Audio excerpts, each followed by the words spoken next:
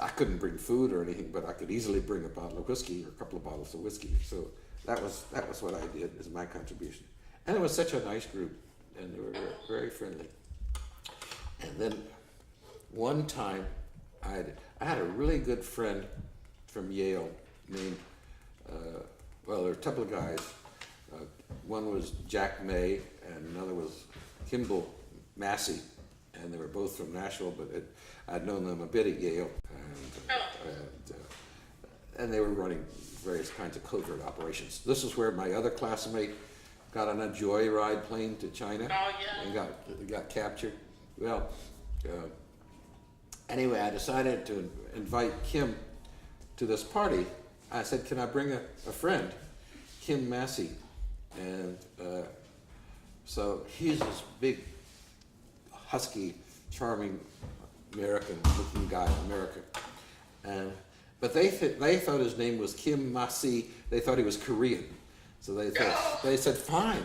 And so they were so startled when I show up with this American guy, and they're expecting a Korean, and which was really interesting, indicative of their friendship, because it was generally a sort of a looking down on Koreans. But if it was my friend, that was fine. But that was one of those funny little episodes of that dancing class. And they were nice people. And What were you doing in Korea? What was I doing? Yeah. Basically, I was sent, I started working, this comes back to the fact that the Korean War was on, and all of us were going to go to the military somewhere, but I was 4F, so I went to work in Washington as a civilian on this project, and the project basically was to try to use captured military equipment, and based on serial numbers and identification and inspector marks and producer marks, identify where it was produced, what it was produced, how many of them were produced, and so our project was to set up teams who would go and actually go look at this equipment. You'd see a tank sitting in a rice field in South Korea, and there was equipment all over that spread all over the place, and our job was to go in and photograph not only the tank serial number, but the carburetor and different parts, whatever you could get to without having to dismantle it. And so there was a lot of this kind of, so because this was a brand new project that had just started, I was the first or second person out of a group of 30 to be hired. And since I knew what the system was, I was sent to set up the system with the military. And so that was why I was sent initially for 3 months. And so I went to Korea to set up with the various army units, having these teams come in, be based there, and go off and inspect the equipment that was known to be wherever it was in the area. And so that was essentially what I was doing. And then what happened? Because you were the first one? Well, because I happened to be, it was really weird. This little group was based on similar research during World War II to try to identify where stuff was produced and how much of it was being produced. And they had focused particularly on things like trucks or tanks. And the guy who was involved in this, and during World War II they had found out that trucks were assembled in 12 different factories, but all the carburetors were produced in one factory. So when you're trying to get bombing targets, you sort of go for the carburetor.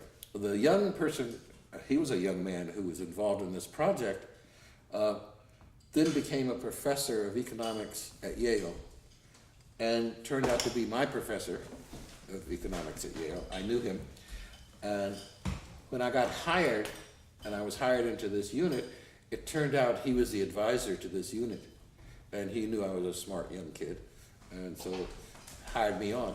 And then just because I was there, and because I knew what was going on, and there were a couple of other people who were senior who were sort of really setting it up, but to set up these teams and go and negotiate, they didn't have anybody else, and so they sent this 22-year-old kid to go off to do this.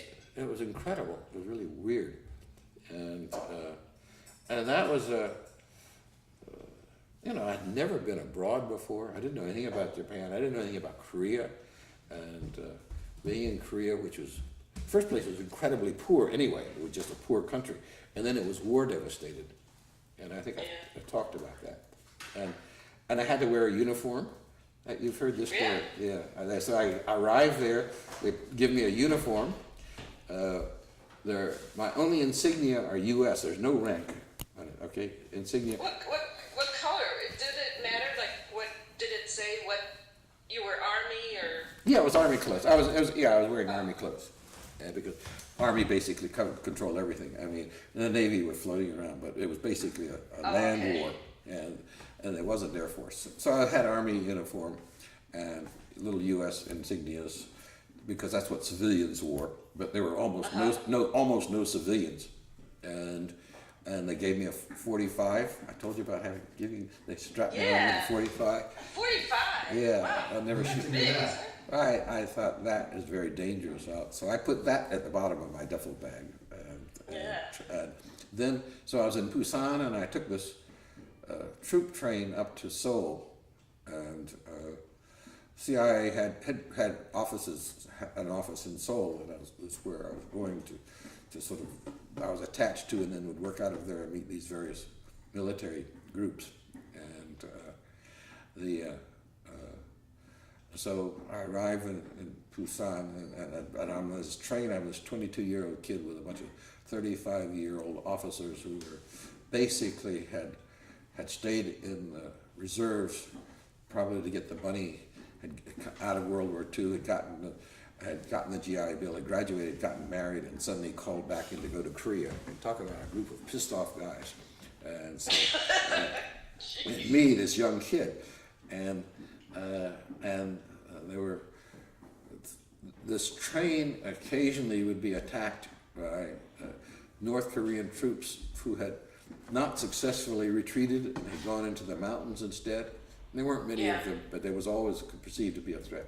I arrived in Seoul, and Seoul is really a war-devastated city, just been bombed and knocked out. No civilians. All you saw were Korean military and American military jeeps and trucks running around all over the place. And so I go into this war-devastated area and go to a billet and meet these guys who are very nice about setting up things for me to do. And it was sort of... You weren't working with those 35-year-old angry dudes, or a different set of people? I was working with a different set of people. And the angry guys were not angry at me. They had a job to do. And everybody had a job to do. And what turned out... And all these military people received me quite nicely, and they knew I was a kid, they knew I was inexperienced, but I knew that I had some high implicit rank, it turned out. I was an implicit rank of a lieutenant colonel. Crazy, ridiculous. Jeez Louise. Yeah, and I didn't know anything. But what really was most important was that the US's were worn by two sets of people, as I think I've told you, and the other were the counterintelligence corps, and their main job was to stop the black marketing, because the PXs were such a lucrative way of getting rich for American soldiers. And so so my job was, those guys' jobs was to anybody who was doing anything was suspicious or difficult. And the reason they didn't have any rank was because they wanted to be able to arrest people of very high rank, a major or a colonel or whoever. So it was a really weird situation in which these military people, and even the CIA operatives, I had to be a very strange person, because I didn't know anything, and I had a job to do, and it wasn't a job that was threatening to them or difficult for them, so they're quite willing to cooperate, and it was just a weird sort of experienced But kind of growing it up. could be possible you were in counterintelligence too, right? That was, yeah, it was the fact, In their yeah, the mind. likelihood that I was in counterintelligence meant they treated me with much more respectful caution, I suppose. Yeah.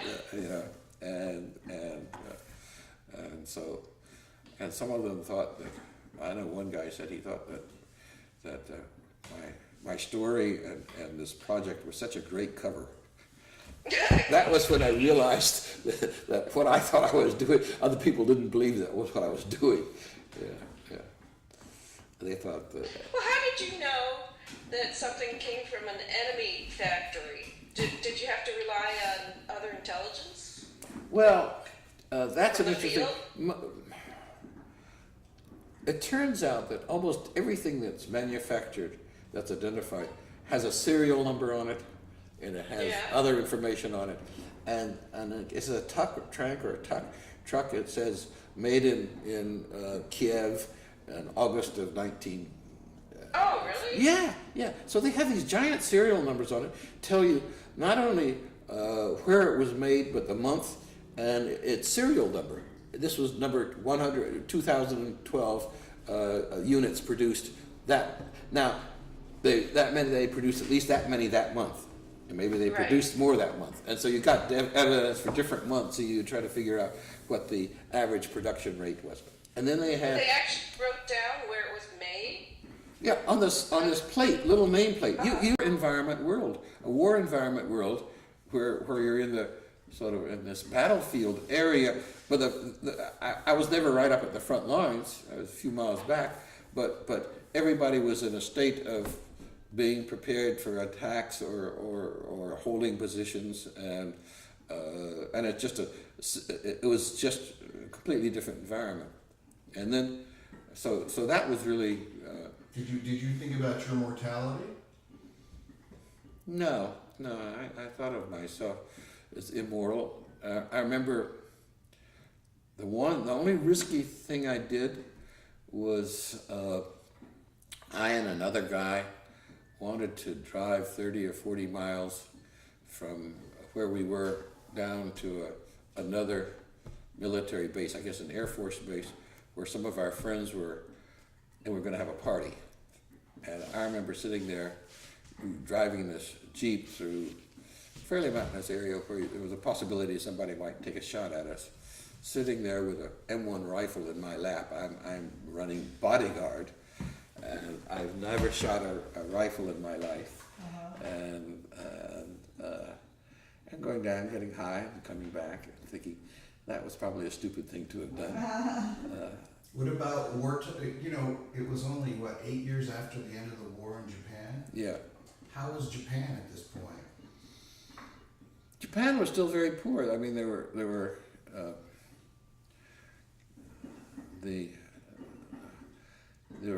no high buildings, and there were still lots of areas that where there were empty lots. They had empty pieces of land here and there, and they were downtown, and as you would drive out, and there were no high rises. Mostly, the construction had been simply to rebuild houses or housing for people. So much of it had been burnt out or otherwise destroyed. And I remember one of the really very early stories your mom telling me was how maybe in the spring of '45, when they were still in Tokyo, and planes were coming over to bomb, and looking up and seeing a bomber getting shot down, and she was cheering like mad, and her mother was saying "Kawaiso, Kawaiso." Those poor flyers, which I thought was an incredible statement, and was an incredible statement, and for her it was also an incredible statement because she couldn't understand why she would want to feel Kawaiso. She was so glad to see the enemy being shot down. And then of course, toward the end of the war, they moved down to where? Oiso, I guess. Yeah. And I think there was a huge fear that the girls would get raped. and there was sort of this. By the Americans. Yeah, the American troops would come in and rape everybody. Yeah, there was a lot of, like I think Japanese military was promoting a lot of rumors about Sure. the bad behavior of American Of course. soldiers. You know? Sure. And this was sort of to get them to fight to the end, Right. And so that made in a military sense, and certainly sometimes they did behave badly, but not as a general rule. And but there was that great fear, so I think that was why they were taken off for the end of the war and a bit after that. When I guess, trying to think,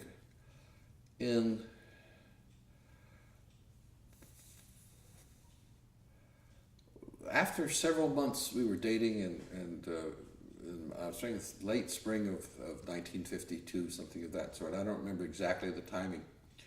Her father decided to run in the first post-war election for the Diet from Yamaguchi, and so she went down with him, and she campaigned for a month. And she said she would get out in the car, back of a truck or car or something, and go around and make a speech about her father, and I'm sure she was a very effective campaigner. I think she was, and so there was a month period in which I didn't see her, and he got elected, and he never went to the Diet. He had politicians come and meet at his house and run things in the old-fashioned way, which was the Diet meetings themselves weren't terribly important. What was important was behind the scenes negotiations. Yeah. And then he ran for re-election. Maybe he had already been elected, and then she went down to campaign for the re-election. Maybe that's probably, I have the timing wrong. And he didn't win. Because I said he's never showing up at the Diet. And for the Diet had become important, really important. And so that was the end of his my sense of his political career. And of course, by then he was in his early 80s anyway. That was He was still operating under the old political system. Yeah. Was he? Do you think? Well- do you think like the voters were more informed, better informed or his opponents were savvy in showing that he never went to the Diet, or? My sense is that they could sort of say, look, this is the new post-war period. All these old pre-war guys should not be involved. And look, he's not even involved, and he doesn't go. It's not clear to me that actually, probably he had to show up, but probably most of the stuff was still negotiated behind the scenes, and that's probably still true today. But at least you had to show that you were in favor of these sort of new democracies. At least make an effort. Yeah, and one of the big problems was trying to define what was democracy. What did democracy mean? And I'm sure it was a time when younger people could successfully challenge the war generation or the pre-war generation, saying, "Look, we're the new Japan, or we should be the new Japan." By the way, when I was with Steve 2 nights ago, we saw a movie that he had seen called The Sun, which has been made fairly recently, and it's about the emperor at the end of the war and the beginning of the occupation. And it really focuses on the emperor himself as a person, and it's made by Russians. And it's incredible because it's sort of showing this guy as a person, and it's sort of emperor as he's depicted in this movie sort of reminds me of my father, which I thought was really weird. That's Akiko saying that. Yeah. And I interpret that to mean he's sort of gentle and unassuming, nice person, kind of thing. You mean Okuma Ojichiro? Yeah. Yeah. I guess he is Ochichi. her father. And Akiko, in a sense, was easier to escape because she was brought up so much in Uruguay, and so her escape path was there. And I think for Fumiko and Machan, the escape path was getting to the United States, getting out of Japan. Why did they feel so oppressed, or was it part of the trend or a fashion, or she certainly still feels that way. I think young people always are trying to find a new creative environment for themselves, and they see the existing environment. I mean, why didn't you join a large company and be a businessman? Right. Well, I think pretty obvious reasons. Yeah. Yeah. And Mary Kay. I think for women it may be, thank you, for women it may be more difficult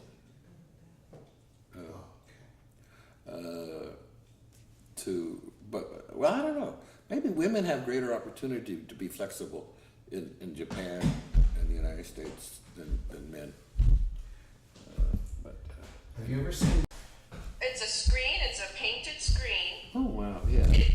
It was owned by Kuhara Fusansuke, and I don't know how the history of it after it was sold out of the collection, but it's now somewhere. I think it's at the. I think it's in Hawaii. It's in Hawaii, in Honolulu Art Museum, I think. Huh. And it came from a book called Taisho Women, and talking about the new modern young ladies of the Taisho era.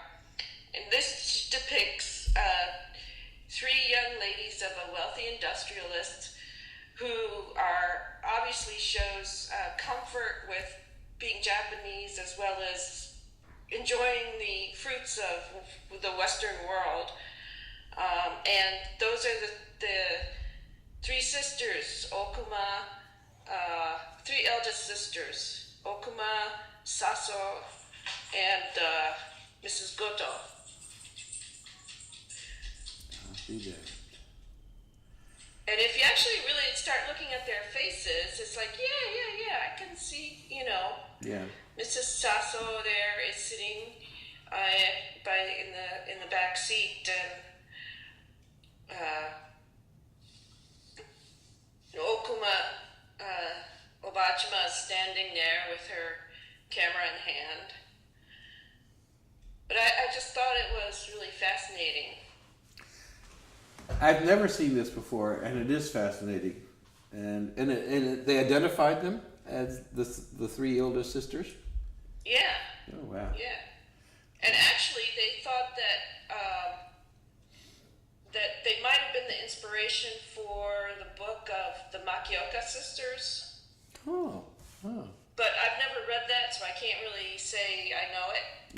Yeah. But the guy who wrote the essay that accompanied this screen in the book, wrote about a page and a half about it. That's wonderful. That's wonderful. But I don't know, he said it was purchased from a private collection or something. Mm-hmm. So I don't know what its history is after it left the family. Yeah. There's still some screens, and maybe, I don't know whether there are any Byobu left. Are they still that your mom has in her house? The scrolls? Scrolls? Yeah, she's got all the scrolls. Are they in good shape? They're in great shape, and I photographed them all. Oh, did you? Yeah, I'll show you the book if you'd like. Maybe. I'll think about that. Yeah, why bother though? Yeah.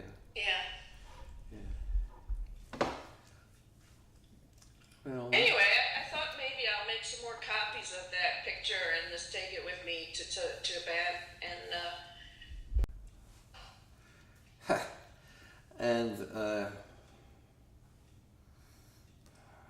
was trying to think of the.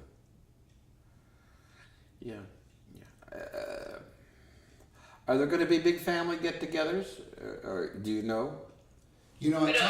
I talked to. Visit the gardens at some point. But, Yeah, but maybe not. Have lunch.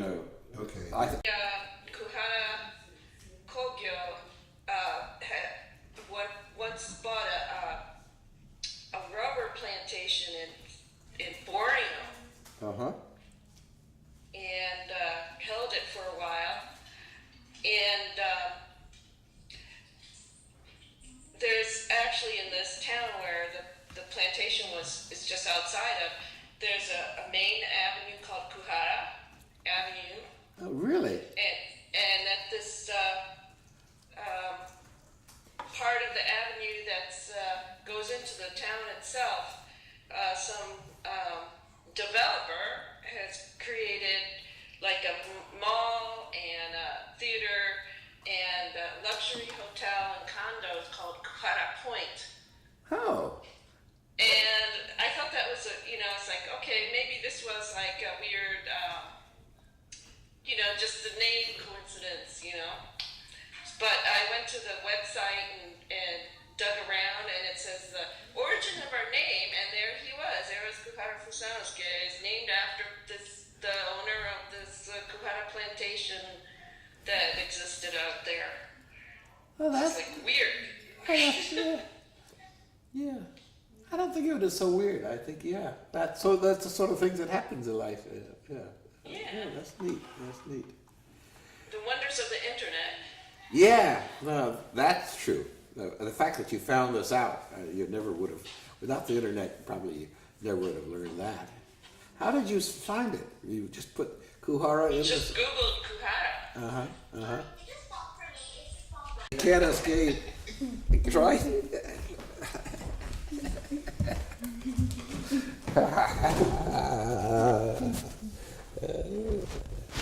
You know, one of the weird things is somehow this guy needs to be tickled. You know, it's one of my grandfatherly duties to find out where it is that, look at that, look at that. Oh, this is a really nice place right here, right here, right here. Oh, and over here, and here, and here, and here, and here. In fact, I can do it so well with two hands that in order to restrict myself, I have to use only one hand, right? Right. And I haven't. Right now, I can't do anything. You can't do anything. Oh, I'm talking to Jesse. Yeah. Okay. All right. Other questions? Other thoughts? I mean, I have so much to talk about, I guess, but I don't but know. maybe we should take a break at this point. Yeah. Yeah, Okay. but it's really good, Kathy, having you here with us. Yeah. This is really wonderful. This is unexpected. What a great way to Niceness, do it. because you can ask good questions and Matthew asks questions and it's fun. And we'll rely on Matthew to edit this into something that's more cohesive. But anyway, Good luck. Yeah, good luck. Yeah, I doubt it. This Well, I'm glad, you see what I have on my lap? This little wriggling thing here. This doesn't know what to do. And she, Amira is sitting over there thinking, oh, I'm safe because she's not around, but she's going to be next. She's going to be next, but this guy needs it badly. Tickling, yes. Tell Matthew if he wants to continue interviewing and recording you without me, that's fine. Yeah, He okay. doesn't have to wait. Yeah. Well, Say goodbye. Hey, Jesse. Bye-bye. Bye, Jesse. Bye, Elena. Bye. See you. Look. Building this huge, tall Oh, the big smokestack. smokestack is a big thing. Yeah. Let me know when you're ready.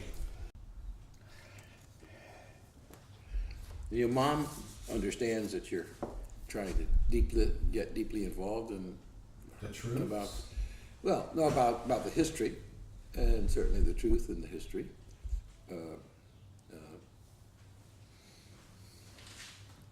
Yeah. Interesting to me was he was I guess a right-wing politician, but then he was very interested in developing relations with Russia and with China after the war. Yeah. And I suppose he had always had an interest in revolution and modernization in China, and he'd been very close to Sun Yat-sen, or he'd been supportive of Sun Yat-sen when Sun Yat-sen, as a youngish man, was I don't know whether he was in exile in Japan or he was in Japan somehow, and somehow they got to know each other, and how that got transmitted, and I'm sure it was through that it got transmitted to his being invited to China and meeting Mao Zedong, and it's too bad nobody ever had a chance to interview Fumiko about all of that. And, Yeah. And that was a time when China was just beginning to consolidate power, and the relationship with Russia was still good, and yeah, we never talked about politics, and we didn't really talk about much about Japan. Never talked about the family, because I said I was the one who was being interviewed, and I was the one who was trying to present my case. It wasn't as if we were having a discussion, and then afterwards, I guess, when he came to the United States, or when we were in Japan,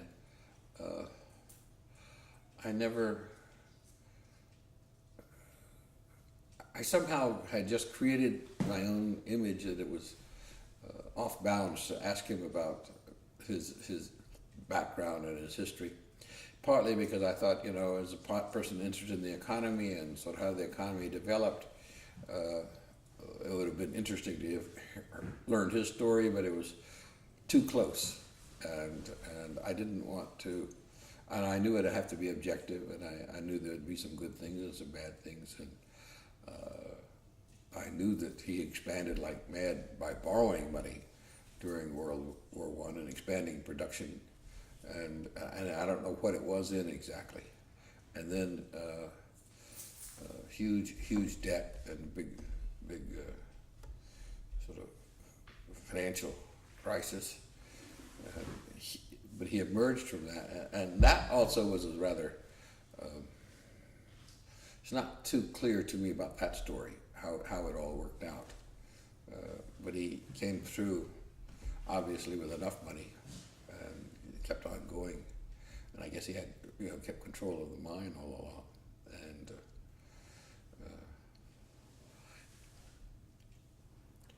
so there's both Hitachi and then there's Nippon Sangyo, which is now a big company with its own problems, but I had forgotten about the Nippon Sangyo connection. Many years ago, when you were very small, we visited Hitachi. And I remember it as really rather ceremonial. We'd taken to the museum, shown the museum, a small museum, and people were very deferential and courteous, even though he'd sort of been out of the company for a long time. And it was, as my reaction, my remembrance of it, not terribly informative. Right. And probably no reason it should have been terribly informative beyond the sort of the obvious things. But this 3-page description of the Nippon mining, I think, is interesting, and I want to look at that further. Right. And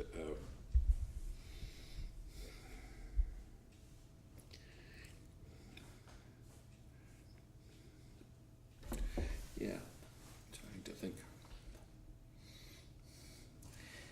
If you can, I'm trying to think, if you could get Tachan really interested,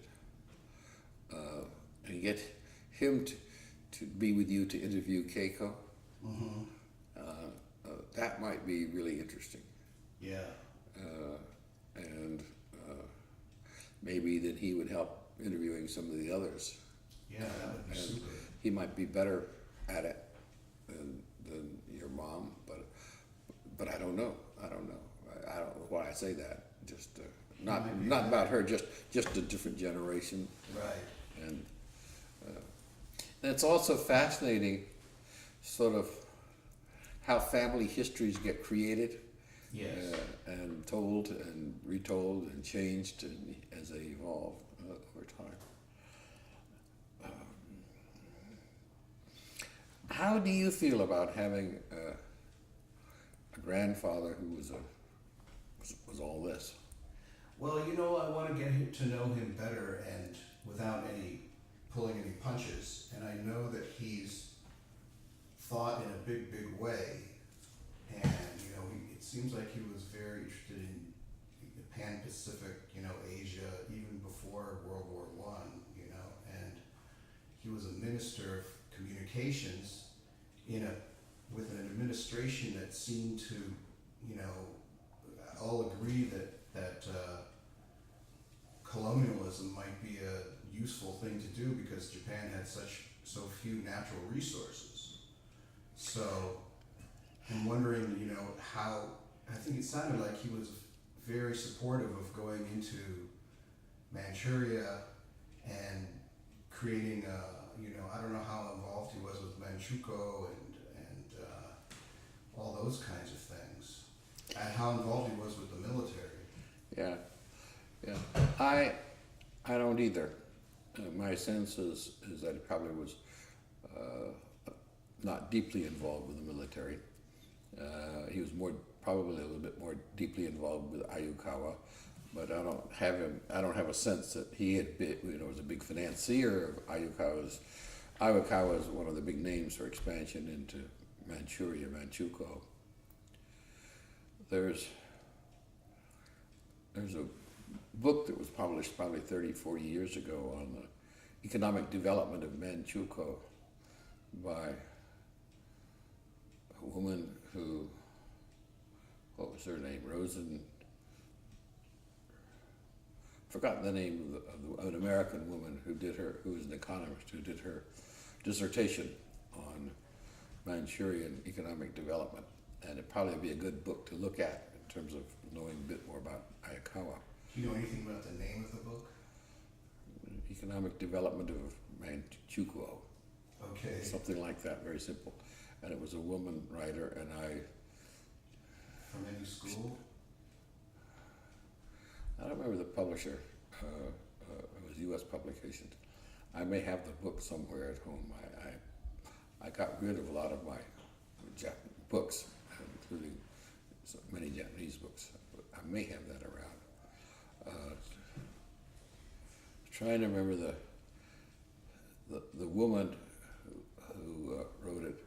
Her name started with R. I'm pretty sure Anne something, and she married a young guy in the Foreign Service who came from a rich family named Gil Kenny, and Kenny, and then why can't I remember her name? That might come back to you later. Yeah. You don't know any, so I'd like to explore, it sounded like he would be into the expansionism. Everybody was doing colonization for so many, all different Well, countries. in a sense, Japan was really following what was the Western colonial model. Right. And even the United States had a colony in the Philippines, though we said we were not colonial and that we were going to give it up in 40 years after we got it. So we were going to give it up in 1947 anyway. After we had modernized it and democratized it, that was sort of our philosophy in the 20s and 30s. And indeed, most of the world was in a colonial system at that time. You think about it, the only two countries in Asia that never became colonies were Thailand and Japan. It's quite unusual if you think about it. So the colonial structure and great powers, European great powers, was sort of the way the world was organized before World War I, after World War I. And Japan really, when it took Taiwan in 1995, and then when it took Korea, formally in 1910, but earlier than that, was basically following what I thought was a good model of colonial development and modernization. And in fact, there was an interesting book some years back by an American economist comparing what effect the colonial powers had on the colonies in terms of the development of the economic of the colonies. And Japan comes off pretty well because it built institutions and it created educational systems more so than the British or the French or the Germans or the particularly, you know, the Dutch did. So they had, and they were really trying to make people into Japanese in some ways and make them be sort of expanding their culture and their concept of sort of Japaneseness, if you will. And you might argue that the first experiment of that was with Okinawa, because Okinawa was a separate kingdom until, what, the 1870s?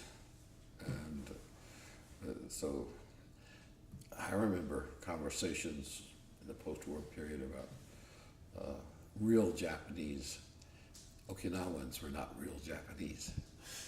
And I still think there's a sense of what does it mean to mean Japanese? And it's clearly much more a sense of ethnic identity than citizenship.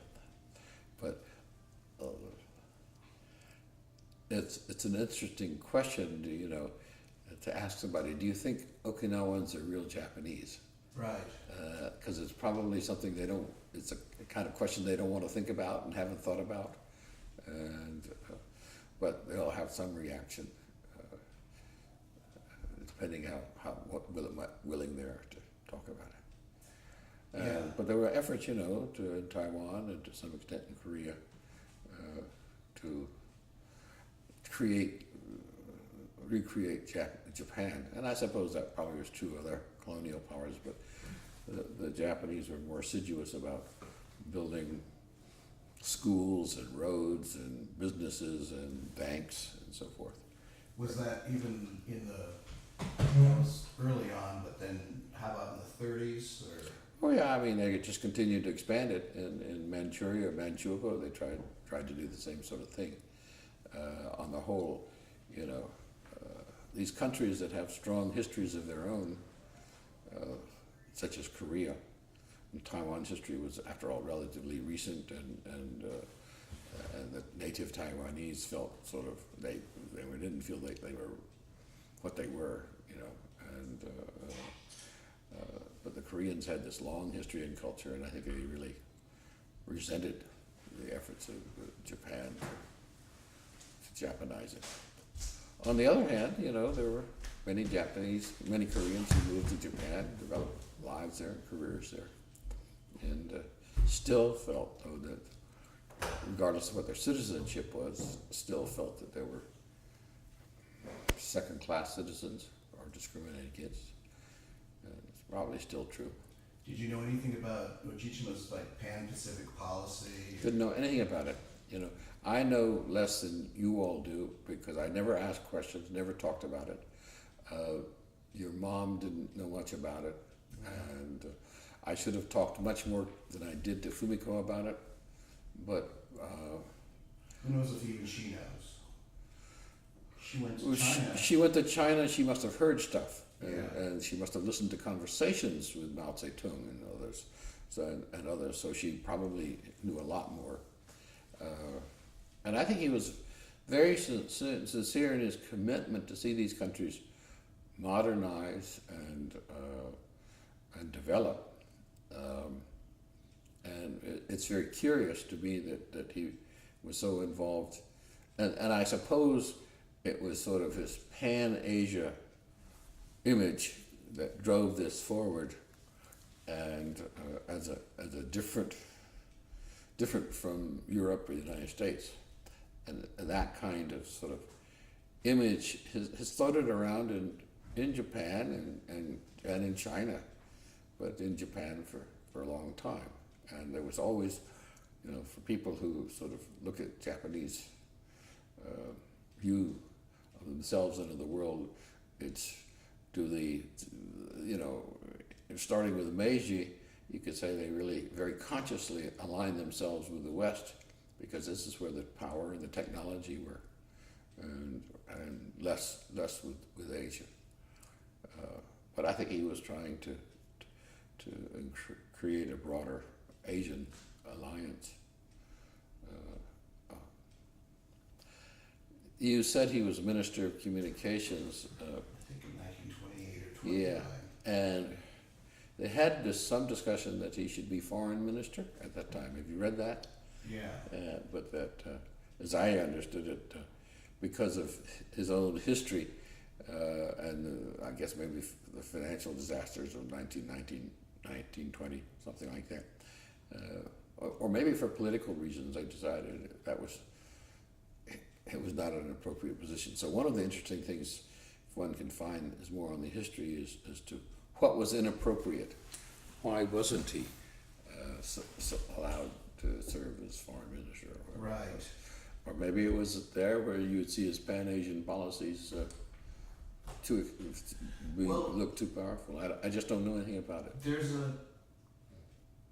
some information that suggests that, you know, the people in power at the time did not support Ojibwe at all, and that there was no chance that he'd become foreign minister. And then this guy who was, you know, extremist. You know, I heard that, you know, Iki, who was a theoretical guy who helped the February 26th incident. Yeah. That Ojibwe financed him.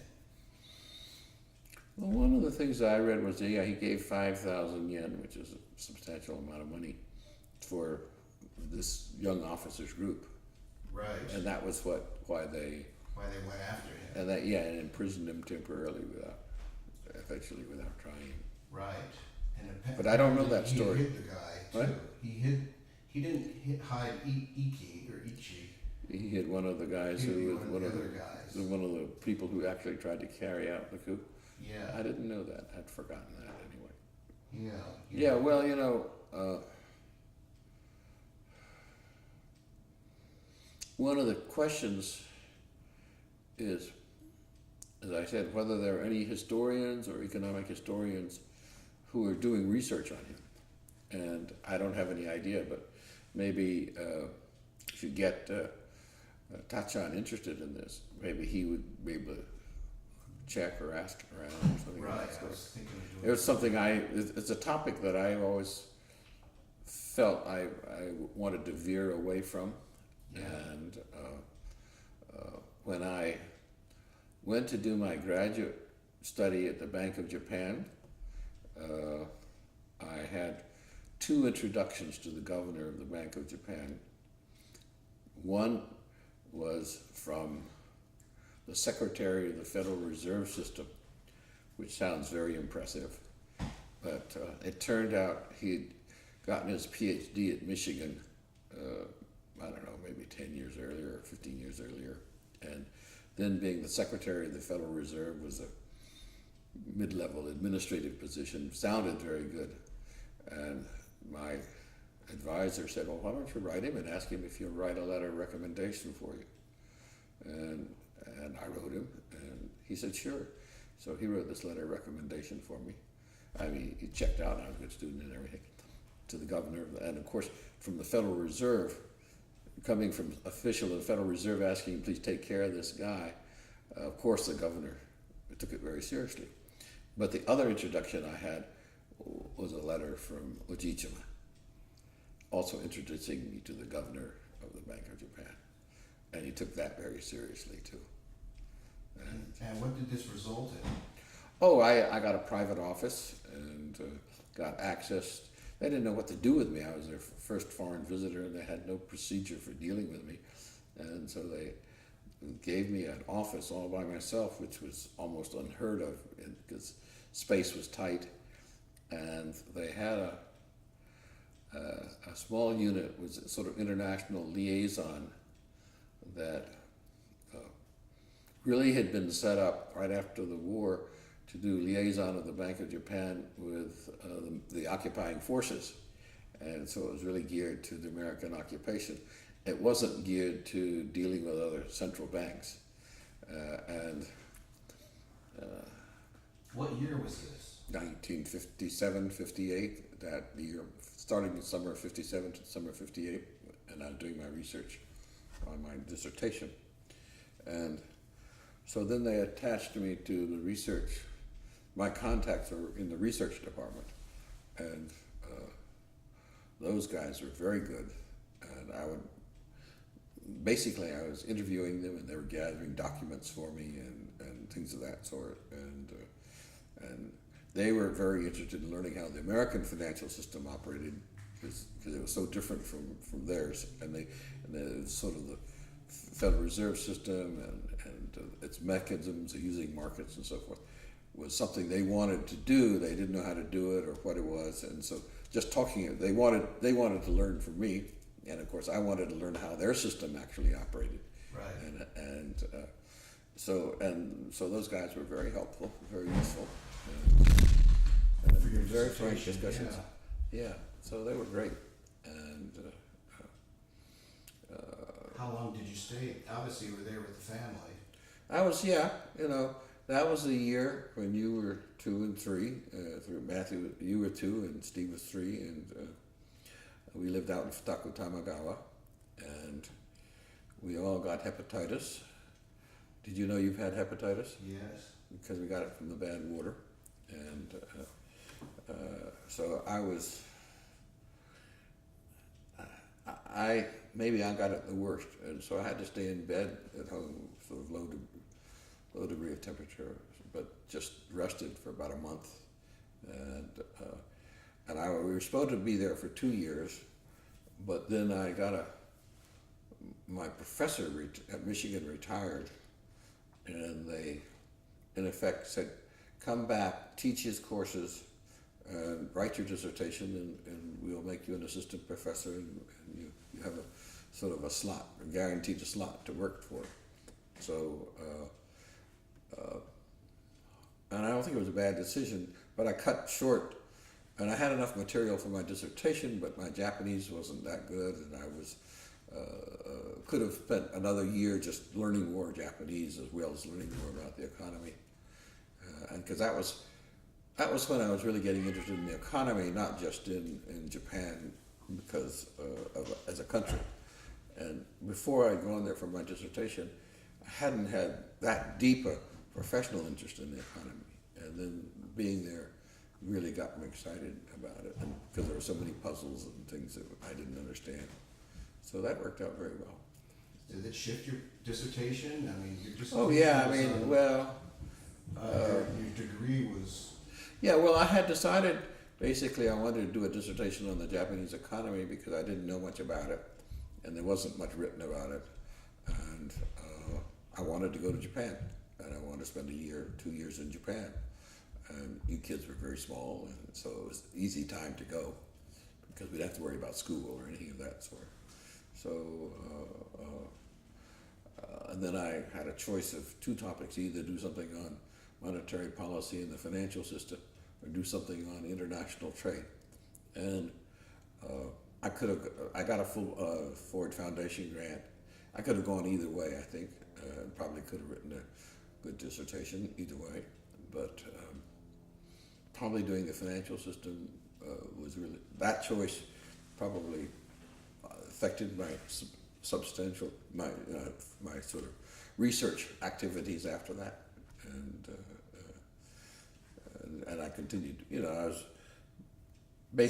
sort of a generalist on the Japanese economy. I know a little bit about or a fair amount about lots of different parts of the economy, not just only one part of it, which I think is part of my strength.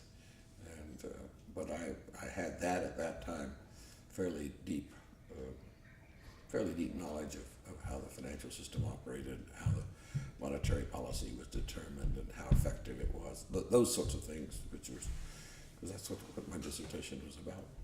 And it was nobody was doing much research on Japan in those days, so it was because it was virgin territory. I could sort of move into any topic I wanted and find that I could get interesting information and write something that was new easily.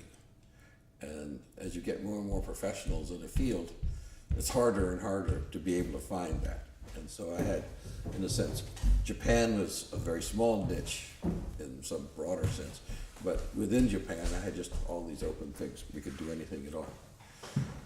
That was a great career move. It worked out quite very well, yeah.